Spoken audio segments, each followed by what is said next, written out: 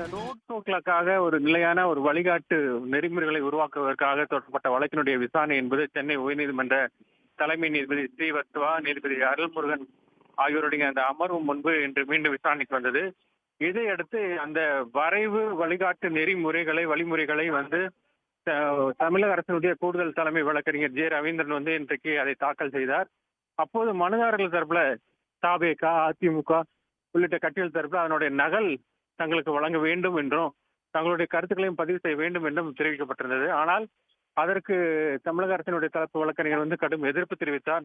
அவ்வாறு செய்தால் தொடர்ந்து இது நீண்டு கொண்டே போகும், இதற்கு ஒரு முடிவு ஏற்படாது என்ற அந்த வாதத்தை முன்வைத்தார்.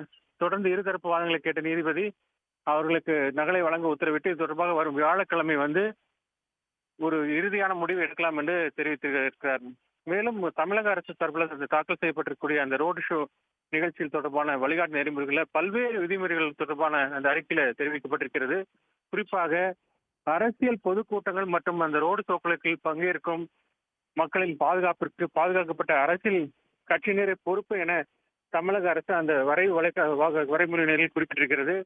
அரசியல் கட்சியினுடைய பொதுக்கூட்டங்கள் மற்றும் அந்த ரோடு ஷோக்கள் வரைமுறைகள்ல பொதுக்கூட்டங்களை நடத்துவதற்கு திட்டமிடுவதற்கு முறைப்படுத்தவும் கண்காணிக்கவும் இந்த வழிகாட்டு நெறிமுறைகள் உருவாக்கப்பட்டுள்ளதாக தெரிவிக்கப்பட்டிருக்கிறது.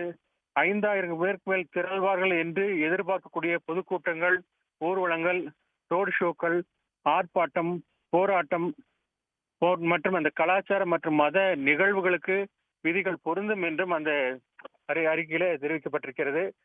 வழிபாட்டு தலங்களில் நடைபெறும் அந்த மத ரீதியான கூட்டங்களுக்கு இந்த வழிகாட்டு நெறிமுறைகள் பொருந்தாது என்றும் தெரிவிக்கப்பட்டிருக்கிறது.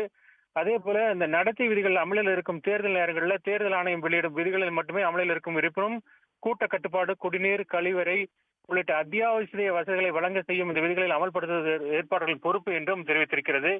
5000க்கும் குறைவான மக்கள் கூறக்கூடிய போராட்டங்களுக்கு இது பொருந்தாது என்றும் அந்த அறிக்கையில தெரிவிக்கப்பட்டிருக்கிறது. ஆனால் தற்போதைய நடைமுறைகளை பின்பற்ற அனுமதி பெற வேண்டும் என்றும் விதிகள் தொடரும் என்றும் தெரிவிக்கப்பட்டிருக்கிறது.